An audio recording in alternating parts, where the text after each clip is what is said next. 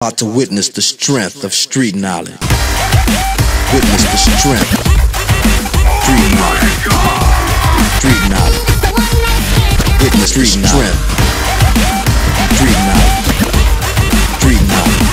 Quick service announcement brought to you in part by Warriors. Damn, that shit was dope. You like that, Sean? Do you like I that? love that.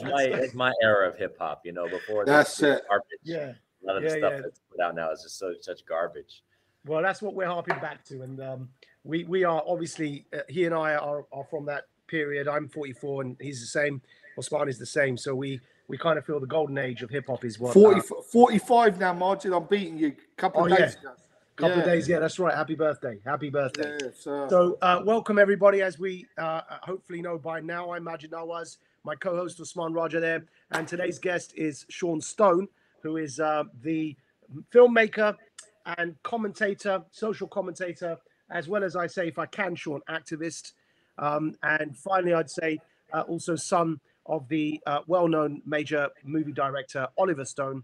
Shares interests with his father on topics such as Ukraine, foreign policy affairs, spirituality, but we're going to focus primarily on Sean and Sean's story because this is your show, Sean, not your father. So welcome. Thank you for joining us. Yes, I love the title. You know, Warrior Creed. The Warrior Creed, exactly. Yeah. Well, you know, one of the things we're trying to do is we believe that currently, with all the problems the world is facing a lot of problems. There's a need to revive a sense of people being grounded, having what I say emotional, spiritual, and mental stability. And for Usman and I, that comes through preferable to, I'd say, narratives that can ebb and flow through corporatist media. And those narratives, the ground is constantly shifting under our feet when it comes to those narratives. You know, one day something is okay, the next day it's unacceptable. One day something is a crime, the next day it's being legitimized. Yeah. As far as we're concerned, human beings collectively have been living for a long time. So what's more reliable than these narratives pushed by corporatist media for profit are traditional ancient teachings when it comes to how to live properly, how to be in a way that is tried and tested and passed through generations by oral tradition. And I often say whenever we're speaking on this show to explain oral tradition, that you can't learn how to ride a bike by reading a book. And you can't learn how to swim by reading a book. In both cases, and usually, hopefully, in a stable relationship, you need a parent to teach you those things. I say hopefully, some people tragically don't have the parent available, but you need that trusted bond, which in other words is a teacher. And that teacher, in the case of maybe learning how to ride a bike, will be a parent, or how to swim. That teacher is a human being who's trusted because they have experience, and the experience that they pass on to the next generation is a lot more reliable than saying to that child, here's a book, learn how to ride a bike. Right. That's our view anyway. That's why we call it Warrior Creed, because we're passing on gems of wisdom, we try to anyway, from the creed that has been passed on through generations and through teachers. And we have a teacher. In fact, he's behind Usman's head there on a poster. Sheikh Ali is our spiritual teacher. But, you know, you don't need to be into Eastern spirituality to understand the importance of having a Yoda-like figure, both for physical as well as mental, emotional, and spiritual well-being. So that's why we called it Warrior Creed anyway. Beautiful. I appreciate that. So you've got a really interesting life, and we heard about you through a mutual friend. Thank you, Som, for the introduction. And we decided it'd be really, really important to talk to you. But the thing that first pops up when we look at your recent work is your trip to Iran. You're making a film there, and your embrace of Islam in Iran. Talk to us a bit about that. Well, that's not recent. That's I went to Iran over 12 years ago. I mean, I'm sorry. Oh, really? Oh my, yeah. Yeah, No. that's it. Well, This even is your 2011. becoming a Muslim was 12 years ago. 10 years ago. Well, I mean, you know, it's like I clarified many times. You know, Yeah. I'm not a Muslim. I accept Muhammad as the prophet and the lineage of prophets. Yeah. I consider myself, monotheistic in traditions of, one creator. basically believe, considering myself basically Jewish, Christian, and Muslim. So very much of the mindset of Imam Ali, the tradition obviously that I look to, because I think that Imam Ali is the greatest example besides the Prophet of essentially understanding the Prophet's teachings, how to live, how to be in the world. So that's why I very much respect that lineage, let's say the Shia lineage. I mean, I don't, again, I don't consider myself any one thing. I consider myself basically a child of the universe, and at the same time, very much appreciative and respectful of this Islamic tradition. As what I always said was, it is Judeo-Christian Islamic, and that's where a lot of, at the time that I was out there and saying these things, it was a time when we had the clash of civilizations, was the strong narrative in the world. Talking about narratives. Remember, 2011 was basically we'd just gone to war against Gaddafi, overthrown his regime. Obviously, all the liberals that were screaming about the Iraq invasion didn't say anything when America and NATO did the same horrendous, things in Libya, right, and overthrowing that and radicalizing again the same jihadist group and then deploying them as ISIS in Syria. And so I was basically trying to speak to that, saying, look, you got to stop looking at Islamic peoples as your enemy. Fundamentally, they're all people of the book. We're all people of the book, as it's said, right? And so I was very much trying to voice that idea of a unification of faith, of cultural understanding, bridging those gaps that were perpetuated by the Western media, that basically were perpetuating fear of Islam. And so that was very much my intention when I made that.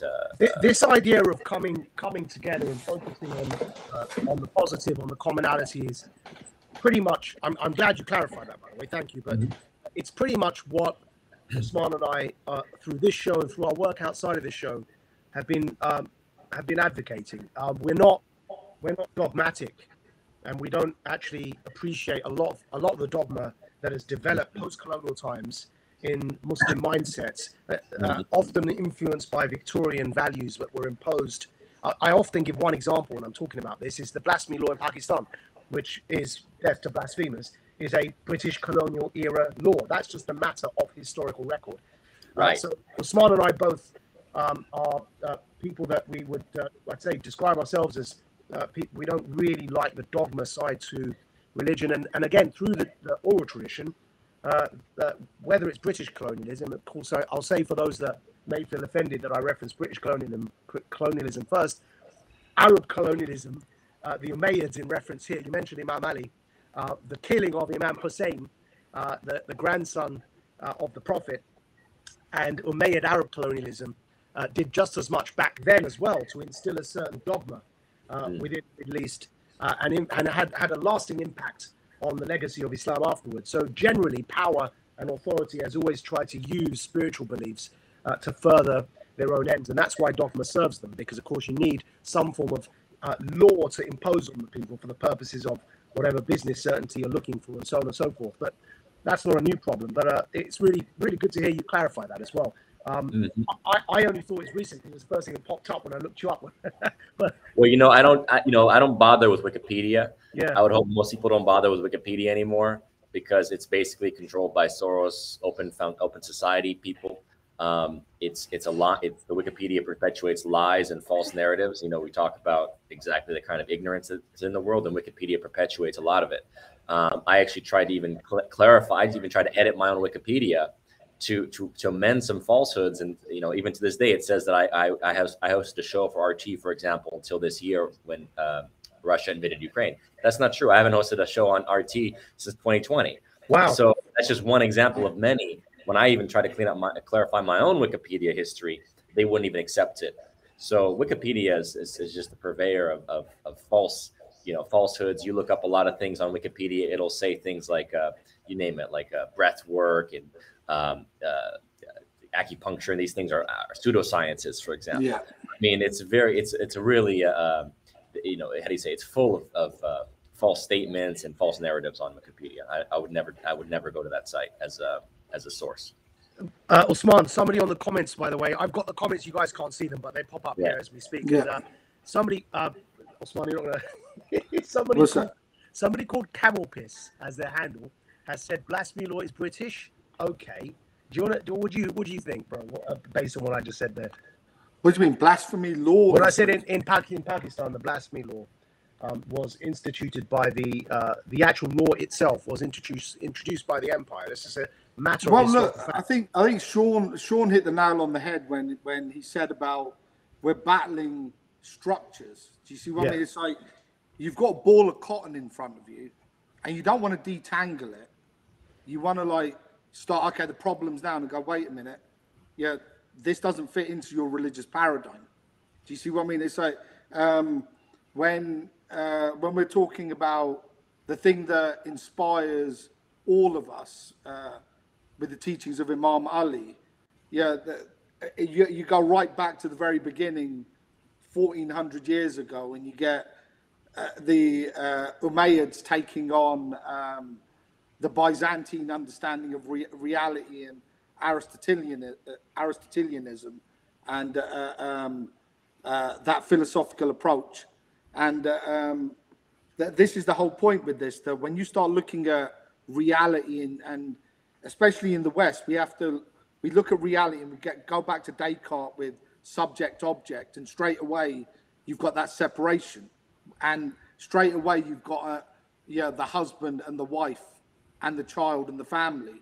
And once you get into that zone, then you even get this concept of God and transactionalism. It's a very separate concept to the oneness and the manifestation. Like Imam Ali said that all of, and I'm going to try and, without getting too Arabic with this, but all of reality is in the dot, and anyone who expands upon it is an imbecile. So that idea of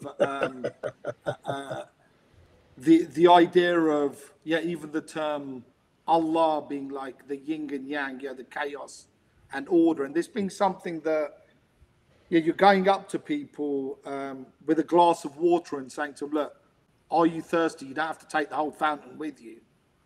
Are you thirsty?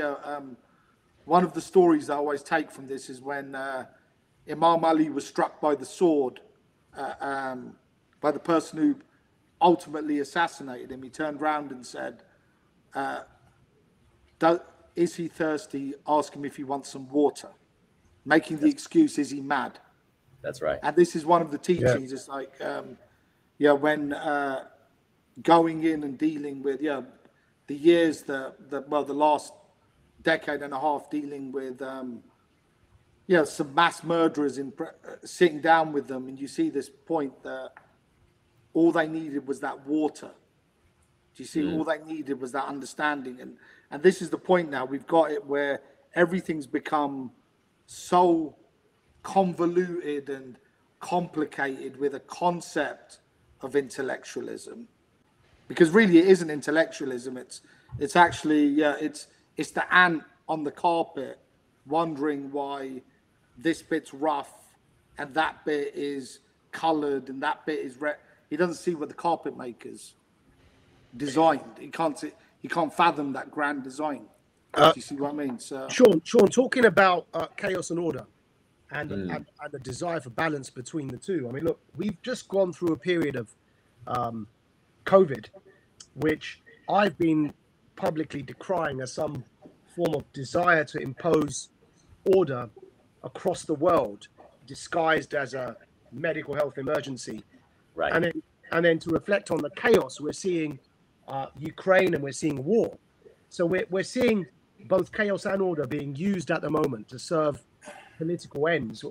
Where are you on the COVID mandate debate, and what are your reflections on that and Biden's speech, which I'll come to in a moment? But of course, he's been president through much of this period. There is a separate conversation around Biden and what he's going to do going forward towards November as the midterms approach. But I'll get to that. But specifically, just to recap a bit on your views around some of the COVID mandates, I'd be interested to hear what your reflections are on those. Yeah, I mean, order out of chaos, right? I mean, this is an ancient term. And And the question is obviously those, there is a truth to that in terms of nature. And how do you say, even like the negentropic spirit, which is to say, like, a lot of science propagates this notion of everything going into dissolution, right? Whereas we know life is negentropic. It orders itself against the dissolution of nature, right? And the universe. So it's like actually life is about is finding ways of organizing itself despite the chaos of, let's say, life itself. How do you say, there's two forces, there's chaos and there's order, but life itself prevails by organizing itself and ordering itself despite these chaotic structures.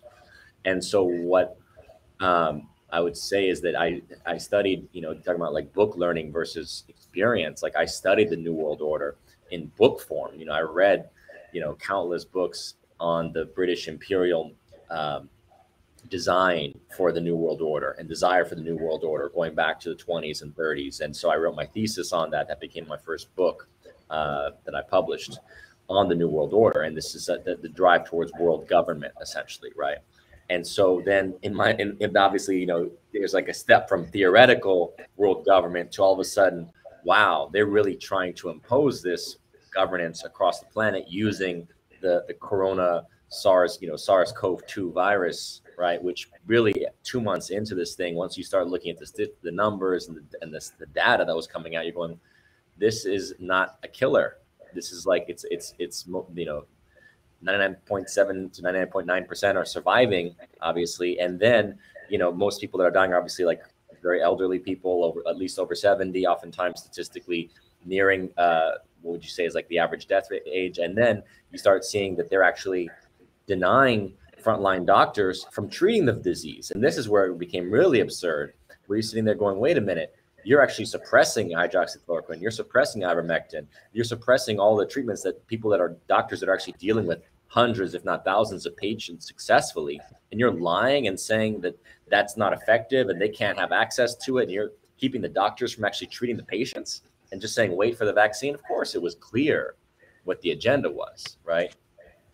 Partly it's financial, but mainly it's a matter of control, right? Especially once you start telling people that they have to get jabbed, even if they have natural immunity, even if the jab doesn't prevent transmission, even if it doesn't prevent you from getting it. There's no logic to actually force people to do this, right? So obviously there's an agenda at work. And yeah, that's global governance. When you start seeing that countries across the world are adopting the same policies because the WHO and financial interests are paying them, basically, literally they're getting loans. And some presidents talked about this in countries where they were being offered, hundreds of millions of dollars, basically saying you have to adopt the COVID policy protocol, basically per the WHO and company.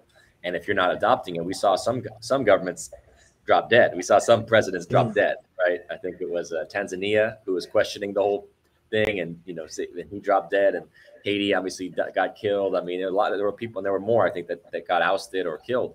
And so it was really interesting to watch this design that I had written about. I did my first short film was called Singularity.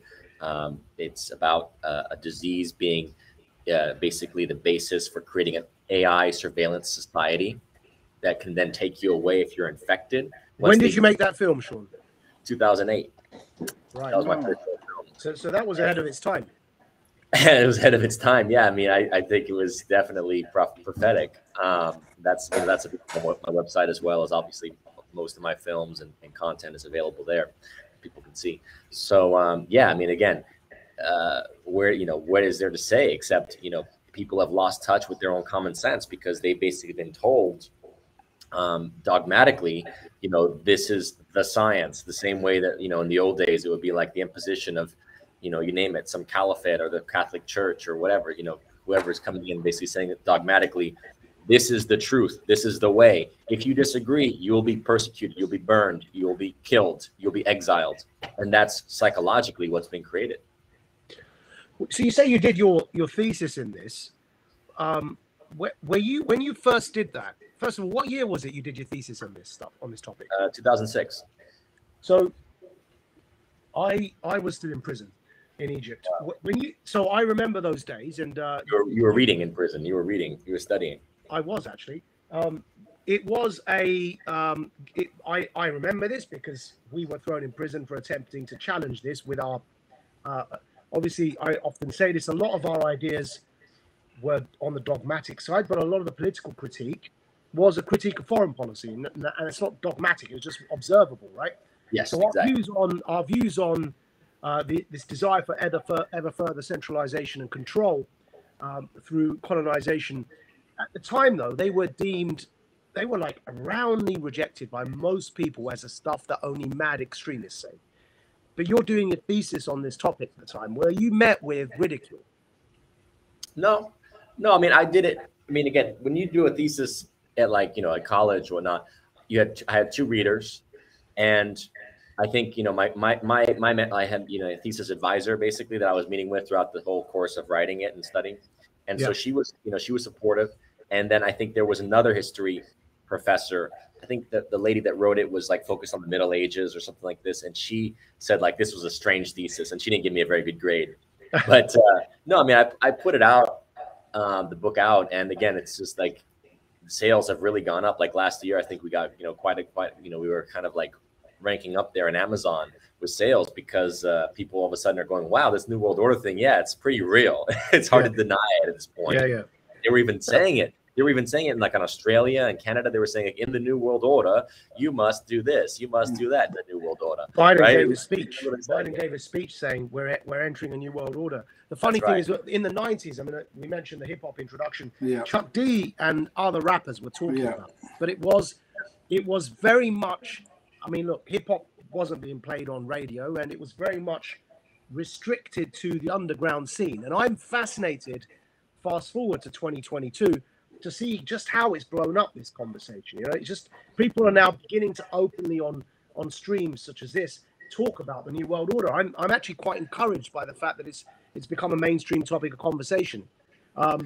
Yeah, well, they have to. I mean, they have to. They have to normalize it in order to see what's happened. Is it's very interesting how they do this. I was talking to Alex Jones about this recently, and he's like, listen, they basically tell you what they're doing, and they make it more and more viable in a sense. It's like, don't you want us to take care of everything? Don't you, Great Reset, don't you want to like have us basically take care of your reality for you, and you basically, you own nothing, but you'll be happy because essentially, what's the point of ownership? Like we'll send you checks, we'll take care of you in this new paradigm of eating fake foods or pea proteins or bugs or whatever. I mean, they have to start to normalize these concepts. First of all, with COVID, right? It was like normalizing the fear of COVID, and like, you have to stay home and isolate and stay away or you might die, right? How many people are still walking around with masks and still with that psychology, right? And so again, it's like it's always just normalization. Usman in the lift the other day. Yeah, I mean, it's always a normalization of these things. So the same with like carbon, like the carbon thing. Like they've been normalizing this for decades. Oh, it's the carbon footprint. It's your carbon. Carbon dioxide is the problem. It's not the problem, but they've been normalizing that in media, in mass culture. So the idea is that once they can normalize something for a generation or more, your kids grow up in it. Your kids grow up wearing the masks. Your kids grow up saying, I want to drive electric, or I don't want to travel because it's going to be a carbon footprint. So you see, that's how they get it, is by planting for the kids. And the kids don't have the knowledge or the information that we had before. Just to unpack what you said on the carbon there, I posted recently, just because some people may not be up to speed with some of these conversations. So I recently posted something put out by Patrick Moore, who is a former co-founder of Greenpeace, actually, and is now calls himself on his own bio on his social media profiles as a sensible environmentalist. He's left climate activism behind. And I often distinguish between climate activism and environmentalism. They're two different things. And what he said on the topic of the carbon that you raised, Sean, Patrick Moore, by the way, everyone on Twitter, I think is at EcoSense something. I'll pull his Twitter handle up in a minute if anyone wants to check this, but it's on my Instagram page. I've actually screenshotted the image from his tweet. What he says is the following: 1, Earth is now, I'm not even going to try and pronounce this, right, but I will mispronounce this, I say it now. Earth is now in the Pleistocene ice age. I don't know if I pronounced that correctly. 2, global temperature is lower now than for 250 million years. This is a co-founder of Greenpeace saying this, right? Take out with him, folks. 3, the optimum level of CO2 is 1,000 to 2,000 ppm. It is now 420 ppm. In other words, it's lower than optimum, according to Patrick Moore, co-founder of Greenpeace. 4, CO2 is the main food for all life. 5, CO2 is a minor contributor to the climate. 6, CO2 is 100% positive. Now, Yes. there's the co-founder of Greenpeace, Patrick Moore, who, by the way, still considers himself an environmentalist, which Usman and I do. We say, you know, the advice that we get from our teachings is if you cut down all the trees, then we can't breathe. You know, it's like, Yes. it's like, But that's the point. It makes sense, right? So, but at the same time, let's remember that the trees breathe that very carbon that we're now demonizing, right? That's right. Well, So that's the point. That's why it this makes policy is sense. anti-life. Yeah, this policy is anti-life. And I always say, look, if you wanted to like actually affect change on this planet as far as environment goes, you can quantify pollution when it comes to the air, the water, the ocean, right? We are swimming in plastic. We are dumping, so much garbage, burning garbage, doing horrible things as far as the environment is concerned. But for us as humans living with the environment, but they don't talk about things that they can quantify. They focus on things like carbon dioxide affecting the overall greenhouse effect, which again is not really quantifiable. You can't say specifically it's relatable because it's not like every year is getting hotter. There's literally like, it just be like, oh, well, it feels hotter this year, so it must be, well, actually go back 50 years or 60 years and it was just as hot. So it's not like there's a specific quantifiable effect of like every year is getting hotter. They're just saying it's a trend, it's a pattern. And again, it's like there's the argument that we're coming out of, we're coming out of different periods, as he's saying, like whether it's ice ages or not, like where essentially there's patterns that you see, but overall it's very difficult to connect because again, humans only emit less than 5%, if I'm correct, of the overall carbon dioxide on the planet. I think much less than 5%. So when they focus on this, to me, it's an anti-life agenda, knowing that carbon dioxide feeds the plants. It actually is very healthy for the earth. Just recently, I saw that Australia, one newscaster finally acknowledged and said, yeah, they just realized that the coral reef that everyone thought was dying, it's actually regenerating. And we thought it was dead and actually regenerates. Just to show like how ignorant people are when it comes to the science. Oh, the coral reef is dead. It's like, no, actually it regenerated. It's coming back and it's stronger. So it's like there's this again, this play of the science, which we've seen for the last decade or so. When Trump was in office, it was all about like, it was the science of climate change. That's the science that you can't deny. And then they translate that science over to the science of COVID. And we know that the science of COVID is bollocks. So we also, obviously, those of us that have been awake have been questioning the same thing, the science of climate change, recognizing that it's an agenda. Because again, if they wanted to clean up things, hey, let's clean up the water systems, which are literally like, remember Flint, Michigan, where it was like people were dying? Yeah. Well, in general, I wouldn't drink water from a tap anywhere in America or most places, most cities or places in the planet at this point, right?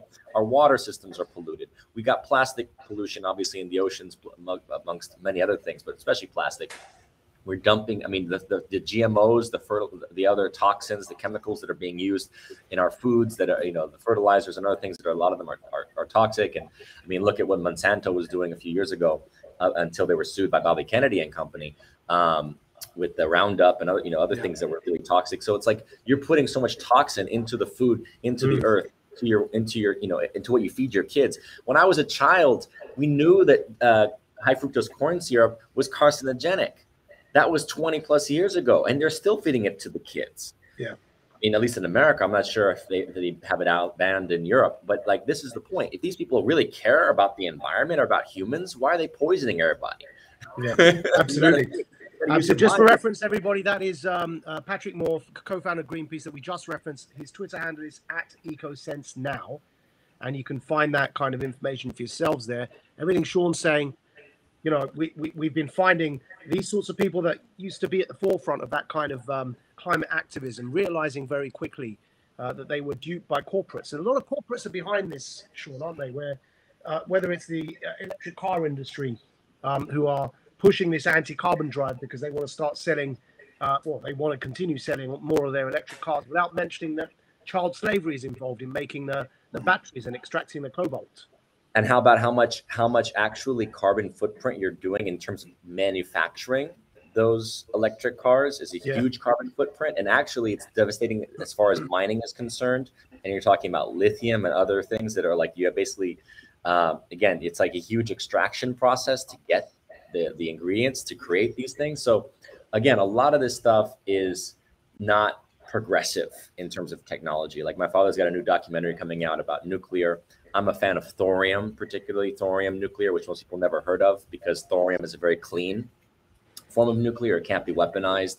In fact, there's hypothetically, because again, people haven't really seen, especially in America, they have not pursued the research into it. But thorium, actually, what I'm told, can actually run off of depleted, what is it, the spent uranium. A lot of the issue with nuclear is oftentimes what to do or to store it. But apparently thorium can actually use it as a fuel. So there's a tremendous opportunity with, I would say, thorium nuclear. But again, even if like, again, going to the grid idea, well, okay, so you're going electric, but you're still plugging into the grid to power your car.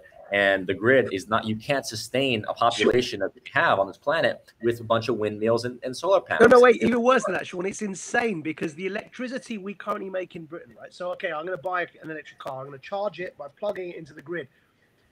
Where the fuck are we getting that electricity from? We're burning coal, right? Right. We don't have wind farms at that capacity. We're burning fossil fuels to create electricity to charge an electric car that we're being told is better for the environment because you don't burn fossil fuels. Well, so there was a great documentary that was put out by Michael Moore, produced it, called Planet of the Humans. And it goes into the scam around solar and wind panels and how it's like basically they're destroying that environments. They're literally destroying ecosystems to put up massive wind farms, right? Yeah. And it's like in the process, you're destroying ecosystems to do that. And solar farms. These panels, by the way, if anyone's listening and wants to look into this, feel free to. As you hopefully by now know, anything we reference on this show, even if we don't quote you the page number and the precise time of publication, is pretty generally grounded in factual observations. So look at solar panels and consider how long they take to degrade. These things, they are toxic.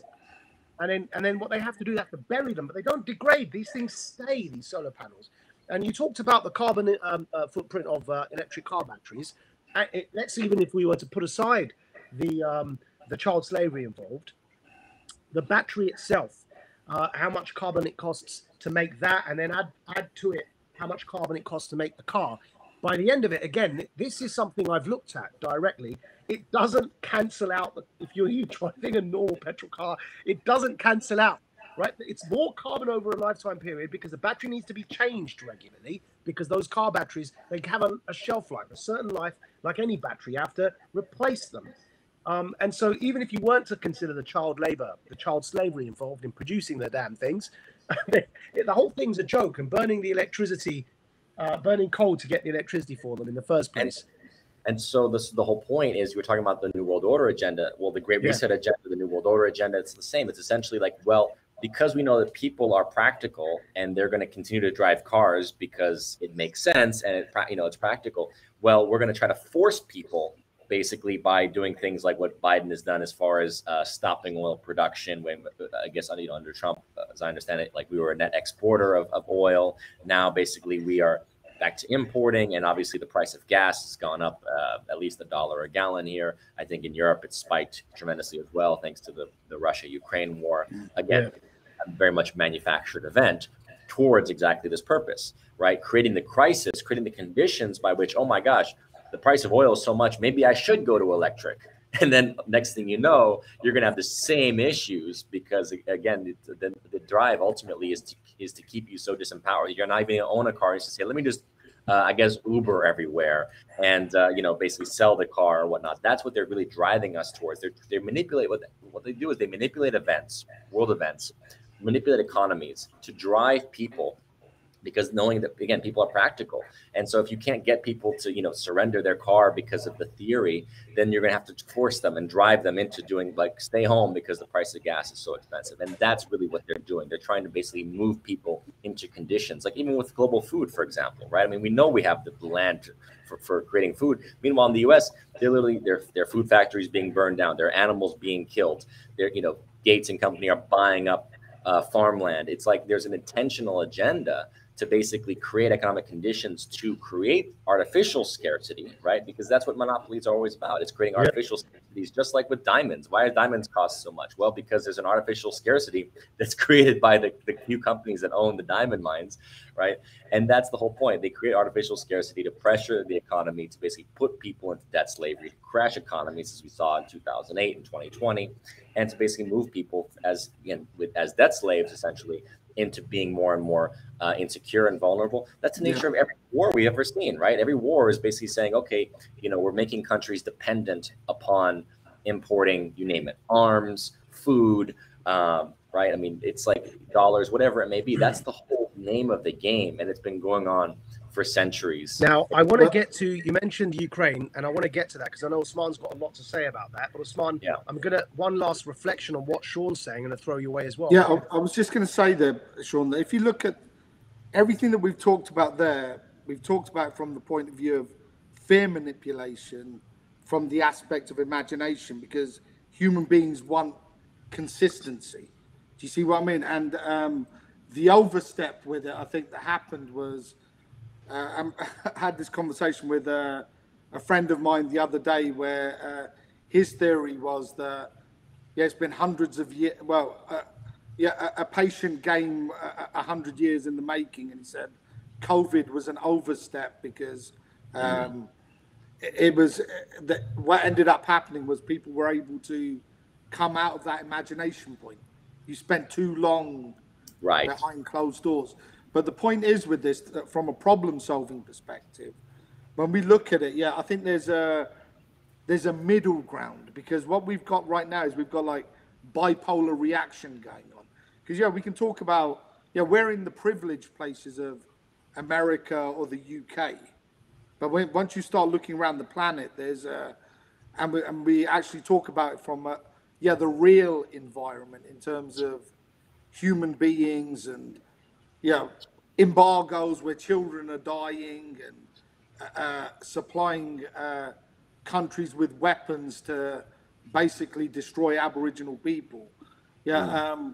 I think that's the real environmental conversation, because what ends up happening with this, and you have to remember that we've been dealing with this for over a decade, is that if you can have one person full of hate, and that person can go and put on a rucksack and walk into the middle of an arena and blow themselves up.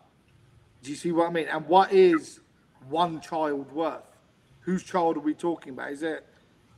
And these might sound like hippie questions, but they're not, because I've been risking my life for the last 15 years and had to disarm people of weapons doing this work, and it isn't sensational and it isn't out of a movie.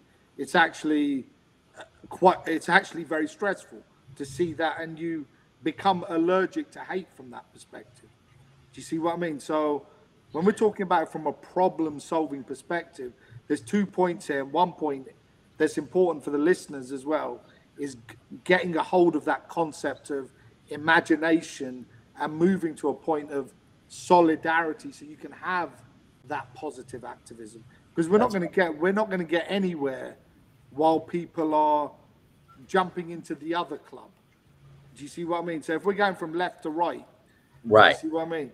Yeah. Well, that's the point. I mean, it's always about thinking for ourselves and being ideally is independent minded, so that we're not just falling into camps. And this is again where it's like I stay away from identifying myself as anything, whether it's religion or this or that. It's like, because ultimately it's like, no, we're all made in the image of God. We're all from, ultimately we have to be from the same maker, right? And made of the same stuff as everyone else. We may have different perspectives, and that's beautiful. The different perspective, the different lived experience, the different intuition, and ultimately, and I urge people to connect themselves to their creator, and to connect intuitively with that power. Because ultimately, physically speaking, we don't have power. And that's why I think so much of this game that's being played right now, I call it satanic. My most recent docuseries called Best Kept Secret gets into the satanic nature of it, because as I said earlier, it's anti-life. What they want to perpetuate are these artificial narratives that are not connected to reality.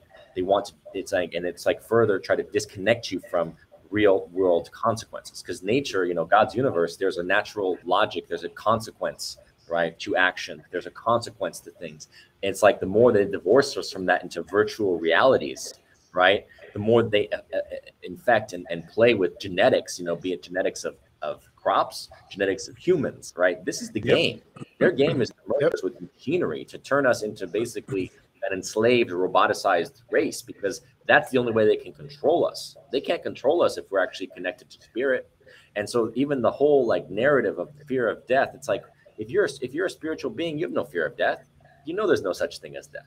Yeah. So all this is artificial constructs that have been perpetuated by people that are anti-life, because ultimately, again, like life and death are ultimately part of feeding the earth and nourishing the next generation. And there's a cycle of life and death that is part of this reality that we have to basically embrace and connect with, not run from.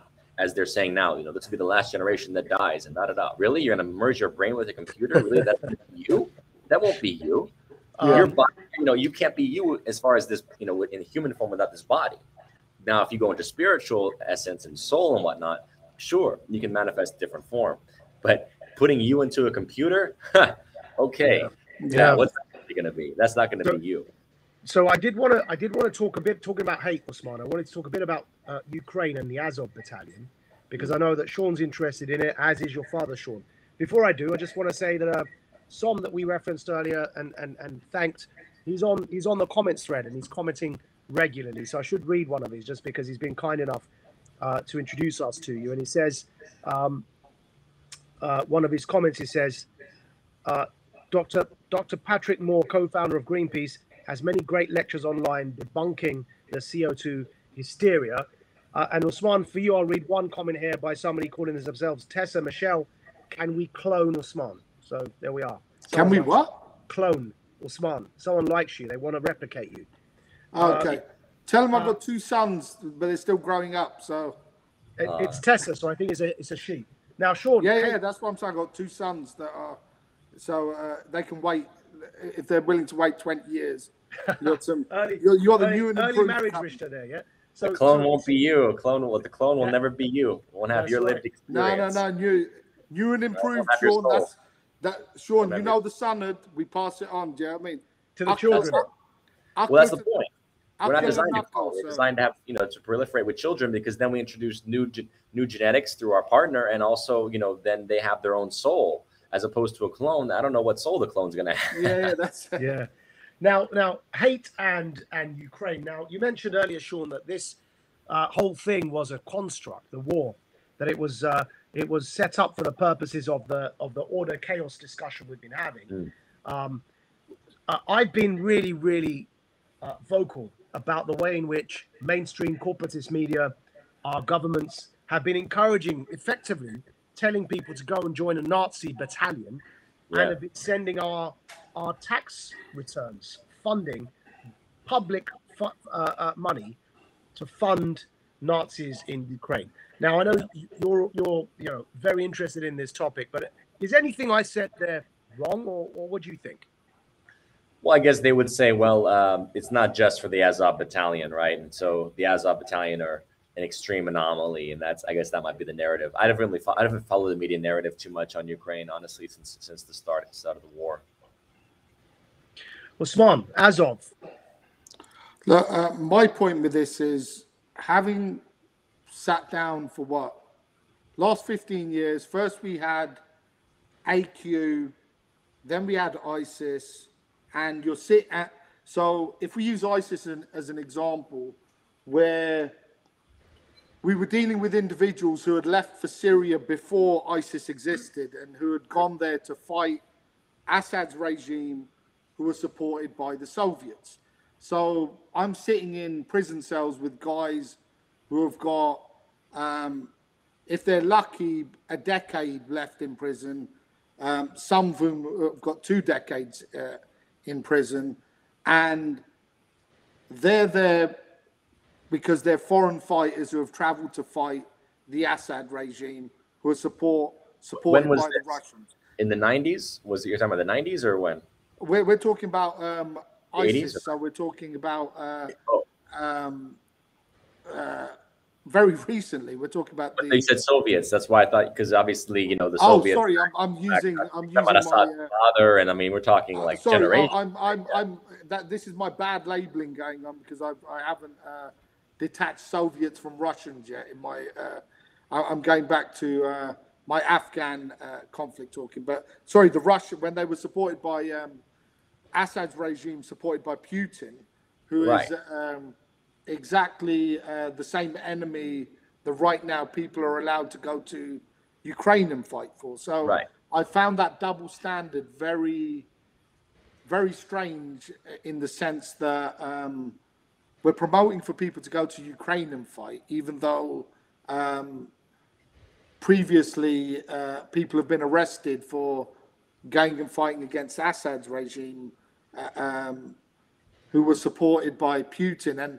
And my whole point there was that the guys that are going from here to Ukraine, yeah, we know that a lot of people have gone and joined the Azov Brigade. And in fact, there's been a history of people from Europe going and joining the Azov Brigade. And Maajid, you said there was a big research paper done by Quilliam on that, wasn't there? Yeah, I mean, look, the hypocrisy in this stinks. The reason I threw the question to both of you is because we've got a major news story that came out yesterday, which is still doing the rounds today, and that it revealed that a underage Shamima Begum, born and raised in Britain, under the age of 16, so I say underaged, yeah, requires parental guardianship to do pretty much most things in this country, was trafficked to Syria by somebody who was working for Canadian intelligence. Now, the Times ran that story. It then went everywhere else. She's had her passport stripped. And this story isn't new. It's being presented as new yesterday, but actually those that were following the story were aware of this way back when Canadian media, CBC, already reported this, but it didn't get pick up. And then yesterday, because somebody had a book to sell, they put it in their book, and suddenly it got pick up. The person that had a book to sell also happened to work for the Times, and the Times ran the story. And now it's become a mainstream story that this young underage girl who went to marry an ISIS fighter and had her citizenship stripped, and while she was held in the camps in Syria now, has had, I think, 3, if memory serves me correctly, children died in the camps. But either way, her children have died while she's been waiting to be repatriated. And the UK has stripped her of her passport. And so she's stateless at the moment, even though she was born and raised here. And what I find amazing is that we've got the reality ahead of us here is that she was trafficked by somebody working for Western intelligence.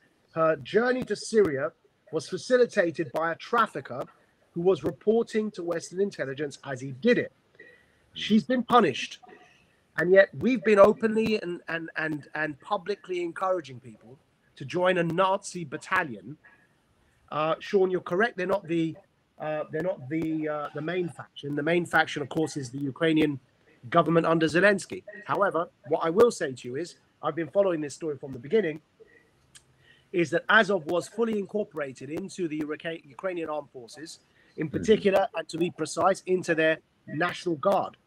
Right. And at the beginning of this conflict, the official and blue check verified Twitter account of the Ukrainian National Guard, not the Azov battalion, the blue check verified Twitter account of the Ukrainian National Guard posted a video of Azov fighters dipping bullets in pig's lard to shoot specifically and only the Muslims that came with the Russian forces, who happened to be the Chechens.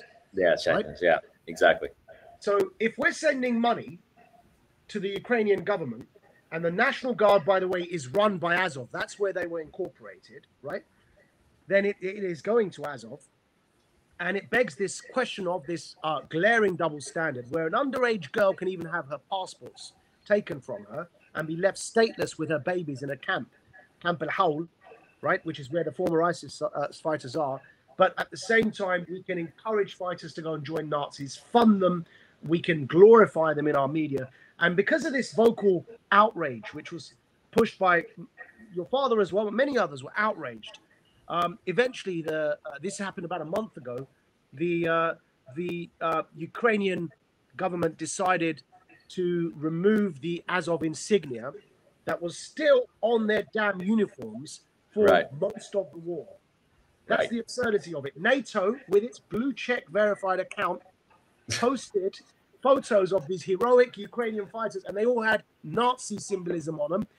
Yeah. That blew up. I posted about that. It blew up, and NATO had to delete the tweet. Yeah, exactly. What double standard? There's only one standard. It's what the government tells you. Just like Biden's lady said last night, the White House spokeslady, she said, basically, if you don't think like the mainstream, you're an extremist. Yeah. That's That's if you it. don't listen, if you don't think the way that we tell you to think, you're an extremist. That's profound. That's where we are. That's No, where no, we no. are. Think about that. But it's why I wanted to ask you this about Biden's speech as well, and then of course, Usman, you want to come into this? We're talking about mission creep. I just wanted But to add to that. the damn speech he gave. I'm just going to show everyone what he looks like. This is not Photoshop, by the way. By now it's gone viral, so everyone should see it.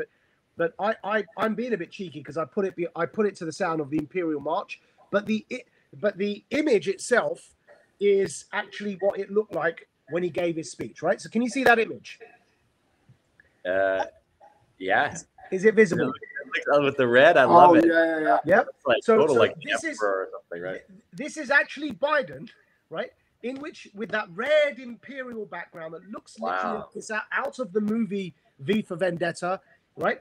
I've done a parody. Hunger Games or Star Wars or something. Right? This is when he's saying that if you don't agree with us, you're an extremist, and he's got that background behind it. I'm going to show you the little video I put together to mock it.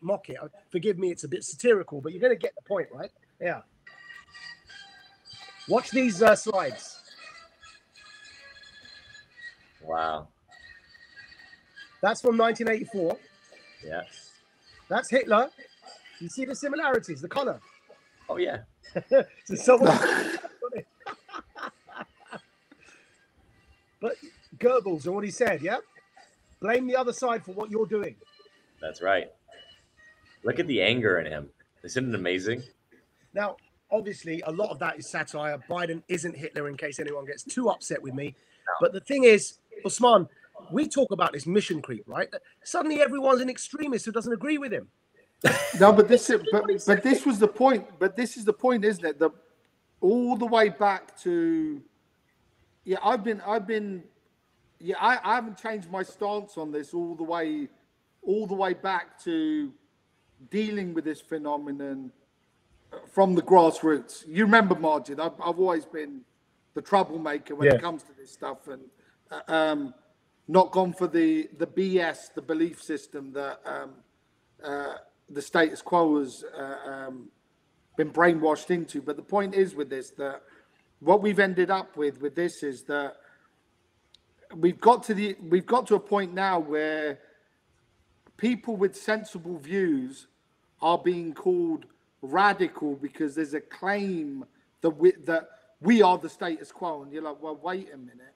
If I go around and speak to 90% of people, they disagree with you. But the problem is there's the facade of the status quo. And because we've got this fourth industrial revolution, it's like we're sitting here thinking to ourselves, I'm the only one that believes in what I believe. And this is the problem when we get to, there's the idea of like your own, the spiritual wayfarer on his journey, But that wayfarer, as he moves, so if I use this example, Sean, that if I hold up this phone case, my body, while I'm holding it up, doesn't see the phone case as a phone case. It's while I'm doing this, it's my neurons are seeing it as an extension of me. And they've done this with a spoon, any tool that you pick up, your body goes in, sees it as an extension of you. So this idea that when you're going out into the world, you will bump into things, you will love things that are bad for you, and you will hate things that are good for you. This idea that as you move out into this environment and your neurons extend out and connect, you have this idea that if If I cut my finger, I bleed. If I cut down all the trees on the planet, I suffocate to death. So who are you? Because there's only one, isn't there? There's only one I. And we're all in this like affirmation, negation journey, this beautiful, magical journey in the enchanted garden. But the problem is with this, that what we end up with is in a state of complete individuality, threatened by the shutdown of imagination with a state of crisis, whether that's fear over COVID, losing your job, your mortgage, what your friends think of you, how many ticks you've got on whatever, TikTok, Twitter, whatever. I can't even keep up with it, Sean. I'm like, I'm speaking to Maajid about it, going, I can't even, how do you juggle this social media stuff? Do you see what? The thing with this is, it's like, instead of it being about love and connection, because each thing that you want is only to connect. Yeah, it's only to connect. Remember the story about the man who goes into the town and he's hungry, and he goes into the mosque and he goes up to the old man and he says, "Oh, I'm a traveler. Is there anywhere where I can eat?" And the traveler and the old man pulls out some dry bread, and he goes to him, no. He goes, some proper food. And he goes, okay, look, go to that house over there. It's the house of Hassan, and there's meals cooked there every night. So he goes there and he starts eating, and he starts putting food in his pocket. And Hassan comes up to him and he says to him, there's plenty of food there. You don't need to put any in your pockets. And he goes to him, no, I'm taking it for the old man in the mosque. He's got dry bread in his pocket. And he goes, no, that's my father, the Khalif. He lives as the poor live until their station is higher. Right. And this is the point of like connection. And this isn't like some neo-Marxist, whatever, Michel Foucault weird. No, it's got nothing to do with that. Any subject-object interpretation falls foul. It's like, bro, I'd go further and say that a lot of those theories were an attempt to replicate this Eastern spirituality that has existed for over millennia. And a lot of those, you look at Nietzsche, Usman, you and I were speaking about this. Nietzsche was so fascinated by Zoroastrianism and Persian ancient philosophies. He mentioned this as well. Look at Tom Holland's book, and he goes into Zoroastrianism and tries to draw up parallels. But Foucault and a lot of these guys, and Nietzsche, a lot of this was an attempt to understand and then intellectualize Eastern way of living. And the problem, of course, is that experience isn't intellectualization, you know, and this is where the mistake kind of often occurs. People attempt to turn into abstract what is lived experience instead of actually living the experience. Right. Well, I mean, look, to kind of summarize, because I know we're kind of getting to the end of the hour. I believe, first of all, the connection of oneness. You say that there is only one. It's so true. And this is something. And bring in Biden's speech as well, if you want. If you want to say about that as well. Well, just fundamentally, it's like it is oneness. I believe that. My latest workshops, Art of Success, and the most recent one, Heart Magic, is about that, connecting to that realization that we are all connected. There is only oneness, right? There's the illusion of separation, but it's a necessary illusion at the same time, because it's how we grow, it's how we experience, it's how we develop as more unique individuals and souls and whatnot. And so the darkness, I've always said, look, the darkness serves the light.